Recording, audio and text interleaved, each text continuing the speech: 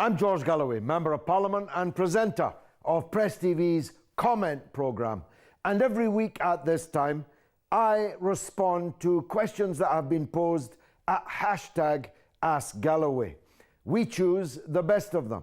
And tonight I'm responding to Sam Bray, who asked me how would I respond to the swirl of paedophile allegations swirling around Parliament and Whitehall and what he calls the cover-up of those allegations.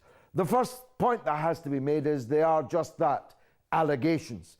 No one has been charged, let alone convicted, and therefore naming of names and so on is simply legally impossible. But the allegations are coming thick and fast, growing ever more lurid and sordid, and you get to the stage where you're asking yourself if there was anybody in a position of power and influence in Britain in the 1960s and 70s who was not involved in the kind of sordid, evil, wicked things that these allegations point to, which go as far, incidentally, as an allegation that a member of Parliament murdered a small boy, strangled him to death in some peculiar, bizarre, wicked sexual game.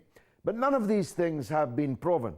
None of them have even led to charges. And the reason for that is the government's cover-up of these allegations has completely failed, but has nonetheless cost us a lot of time. They've appointed judges and others to head the inquiry, and no inquiry has begun.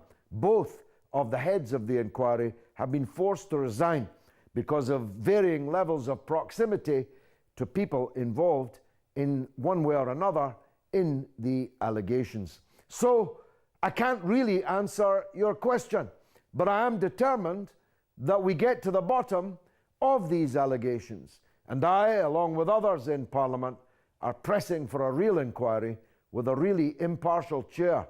And let me volunteer a chair with credibility, who doesn't fear the establishment and would not act out of fear nor favour. Me, George Galloway, Member of Parliament. Remember, #AskGalloway.